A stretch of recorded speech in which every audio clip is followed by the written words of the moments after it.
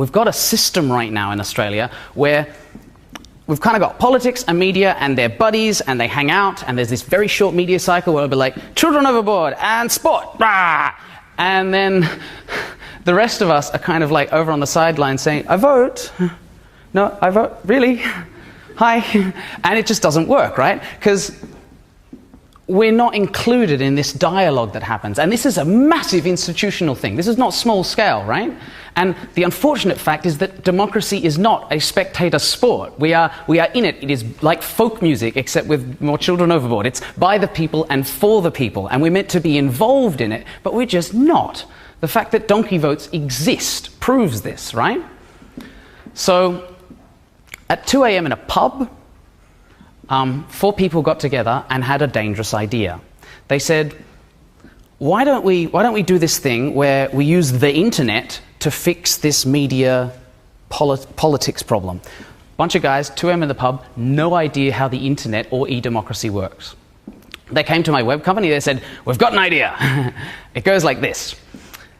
Imagine getting a really powerful person, like a CEO of a company or a prime minister or a local politician even, and you get them to agree to answer any question that you ask them. And then you get the internet to figure out what questions to ask them. You guys have used Reddit and stuff. We know how upvoting, right? Imagine if you could upvote questions and talk about them and share them and things, and then the top 3 or 5 or 1 or whatever question that the masses decide should be asked to that particular person get asked. And then that powerful person has to answer directly, live, on video, and you film it and put it back on the web. It sounds kind of silly and a little bit plausible, and it worked. These guys now have 5 paid staff, not including the web development team, which is 8 paid staff.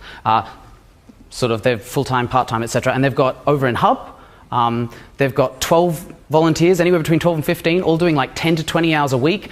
We recently partnered with Google to deal with the traffic. We had Julia Gillard's office get on board, which is like A++, well done. Like, putting a hand up for that is incredible. We're sending people out to India, biggest democracy in the world, fertile ground for doing something cool with technology. We've got people out in America. It's taking off, right? There's stats that happen that I don't understand because I don't really know how maths works, but we got traffic that I know broke servers.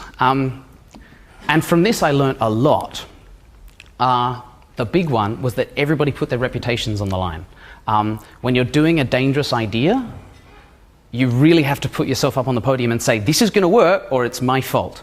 And not just we, but the people over at Fairfax Media and Google and the Prime Minister's office said, yeah, let's take a chance, it'll be fun.